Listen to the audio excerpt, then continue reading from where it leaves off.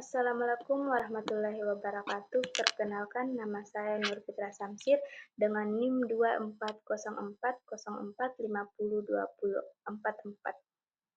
Saya berasal dari Universitas Negeri Makassar dengan program studi bimbingan dan konseling, jurusan Psikologi Pendidikan dan Bimbingan, Fakultas Ilmu Pendidikan. Baik, di sini saya akan menjelaskan mengenai teori behaviorisme.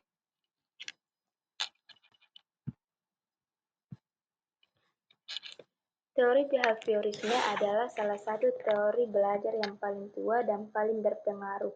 Teori ini berfokus pada perilaku yang dapat diamati dan diukur dan mengabaikan proses mental yang terjadi saat belajar. Behaviorisme berpendapat bahwa perilaku manusia dapat dipelajari dan diubah melalui conditioning dan reinforcement. Kemudian ada tokoh-tokoh behaviorisme. Pertama, Johann B. Watson. Watson adalah psikolog Amerika yang pertama kali mengemukakan teori behaviorisme pada tahun 1913. Ia berpendapat bahwa perilaku manusia dapat dipelajari dan diubah melalui conditioning. Kedua, B.F. Skinner.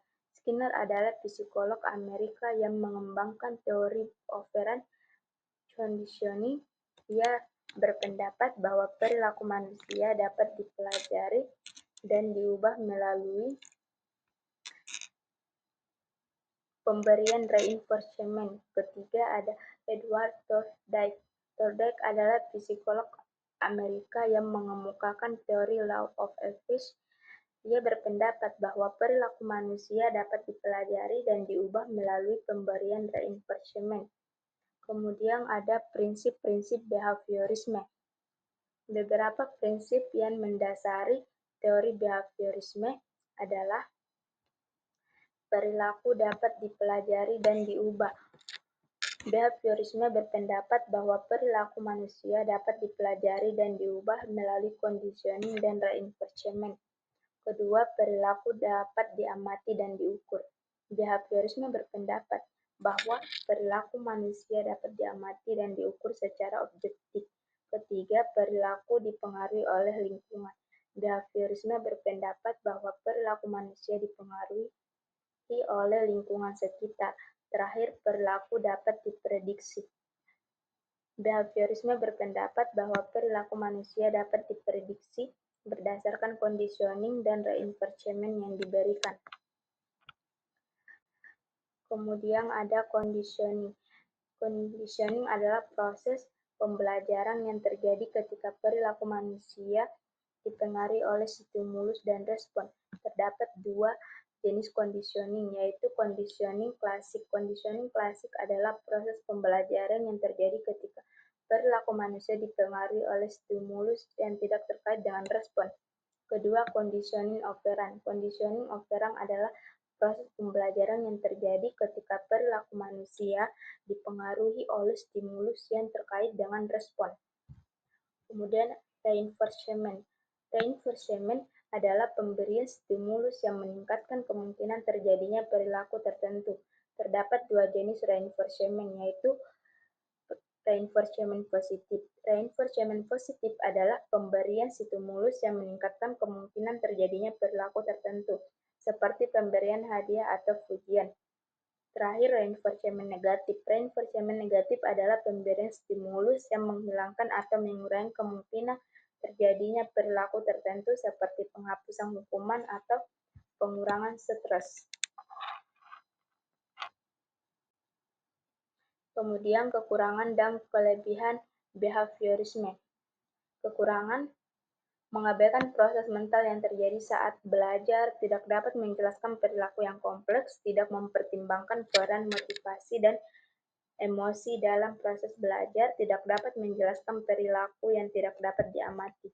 Kelebihan: dapat menjelaskan perilaku yang sederhana dan dapat diamati, dapat digunakan untuk mengubah perilaku yang tidak diinginkan, dapat digunakan untuk meningkatkan kinerja dan produktivitas, dapat digunakan untuk memprediksi perilaku manusia. Kemudian ada penerapan teori behaviorisme. Teori behaviorisme dapat diterapkan dalam berbagai bidang seperti: pertama, penerapan teori behaviorisme dalam pendidikan. Teori behaviorisme dapat diterapkan dalam pendidikan untuk meningkatkan kinerja dan produktivitas siswa. Kemudian penerapan teori behaviorisme dalam psikologi. Teori behaviorisme dapat diterapkan dalam psikologi untuk memahami dan mengubah perilaku manusia. Kemudian penerapan teori behaviorisme dalam bisnis. Teori behaviorisme dapat diterapkan dalam bisnis untuk meningkatkan kinerja dan produktivitas karyawan. Baik,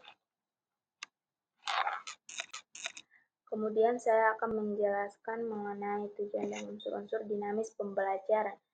Tujuan pembelajaran adalah hasil yang diharapkan dapat dicapai oleh peserta didik setelah mengikuti suatu proses pembelajaran. Menurut para ahli, Robert F. Mager 1962, tujuan pembelajaran adalah perilaku yang ingin dicapai atau yang dapat dikerjakan oleh siswa pada kondisi dan tingkat kompetensi tertentu. Kemudian Kev 1977 dan David F. Havel 1981. Tujuan pembelajaran adalah pernyataan spesifik yang menggambarkan hasil belajar yang diharapkan dalam bentuk perilaku atau penampilan. Terakhir ada Omar Hamalik tahun 2005. Tujuan pembelajaran adalah deskripsi mengenai tingkah laku yang diharapkan tercapai oleh siswa setelah berlangsungnya pembelajaran. Kemudian ada jenis-jenis tujuan pembelajaran. 1. Tujuan umum. Tujuan umum menggambarkan hasil yang lebih luas dan jangka panjang yang ingin dicapai dalam proses pembelajaran. Biasanya tujuan ini bersifat makro dan sering kali diidentifikasi dalam kurikulum. Kedua, tujuan khusus.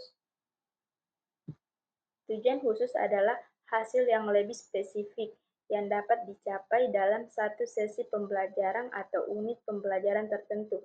Tujuan ini lebih terukur dan memberi petunjuk yang jelas tentang keterampilan atau pengetahuan yang ingin dikuasai oleh siswa.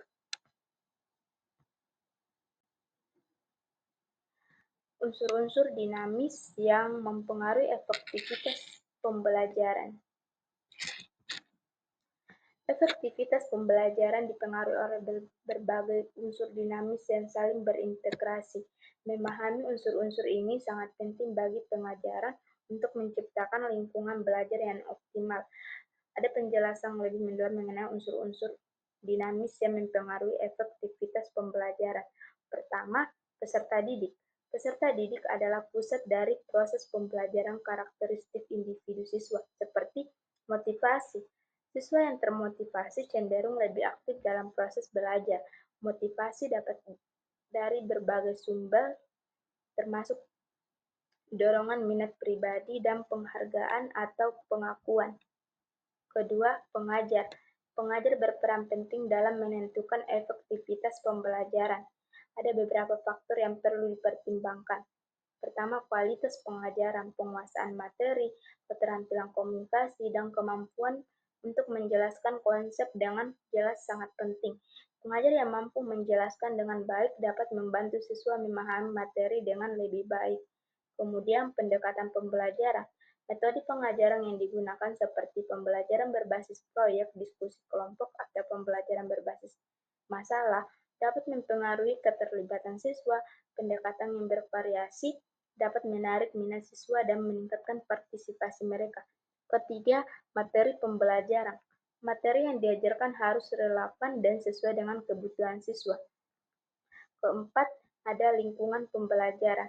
Lingkungan fisik dan psikologis di dalam kelas memainkan peran penting dan efektivitas pembelajaran. Fasilitas dan sumber daya. Ketersediaan alat bantu belajar, teknologi, dan sumber daya lainnya dapat mendukung proses pembelajaran. Kelima, interaksi. Interaksi antara siswa dengan pengajar dan antar siswa sendiri sangat penting dalam proses pembelajaran. Misalnya diskusi kelas. Kegiatan diskusi dapat meningkatkan pemahaman siswa terhadap materi dan mendorong siswa untuk berpikir kritis. Nah, kolaborasi. Pembelajaran kolaboratif di mana siswa bekerja sama dalam kelompok dapat meningkatkan keterampilan dan kemampuan bekerja dalam tim. Terakhir ada kondisi fisik dan psikis. Kesehatan fisik dan mental siswa juga berpengaruh terhadap kemampuan mereka untuk belajar. Kemudian peran lingkungan pembelajaran dalam mendukung atau menghambat proses pembelajaran. Peran lingkungan pembelajaran dalam mendukung proses pembelajaran. Pertama, kondisi fisik yang nyaman. Lingkungan yang bersih, teratur, dan nyaman dapat meningkatkan konsentrasi siswa. Suasana yang baik membantu siswa merasa lebih betah dan fokus pada pembelajaran. Kedua, sumber daya yang memadai. Ketersediaan alat bantu belajar seperti buku, teknologi, dan materi pembelajaran yang relevan dapat meningkatkan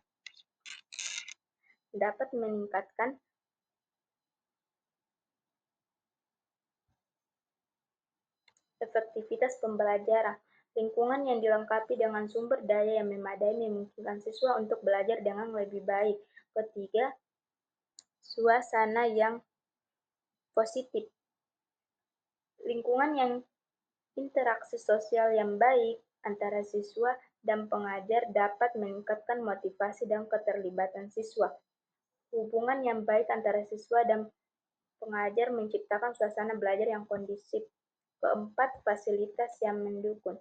Fasilitas seperti ruang kelas yang cukup, laboratorium, dan area diskusi dapat memberikan kesempatan bagi siswa untuk belajar secara aktif dan kolaboratif. Peran lingkungan pembelajaran dalam menghambat proses pembelajaran. Pertama, kondisi fisik yang buruk. Lingkungan yang bising, tidak teratur, dan tidak nyaman dapat mengganggu konsentrasi siswa. Kedua, kurangnya sumber daya. Ketidakcukupan sumber daya seperti buku atau alat bantu belajar dapat menghambat proses pembelajaran. Siswa mungkin kesulitan memahami materi jika tidak ada sumber yang memadai untuk mendukung pembelajaran mereka. Ketiga, suasana sosial yang negatif. Lingkungan yang penuh dengan konflik atau ketidaknyamanan antara siswa dan pengajar dapat menghambat proses belajar. Ketidakmampuan siswa untuk berintegrasi dengan baik dapat mengurangi motivasi dan partisipasi mereka dalam pembelajaran. Keterbatasan fasilitas. Terakhir, keterbatasan fasilitas yang tidak memadai atau tidak sesuai dengan kebutuhan pembelajaran dapat menghambat proses belajar. Misalnya, ruang kelas yang terlalu kecil atau tidak memiliki teknologi yang diperlukan dapat membatasi pengalaman belajar siswa. Sekian dari saya. Assalamualaikum warahmatullahi wabarakatuh dan semoga bermanfaat.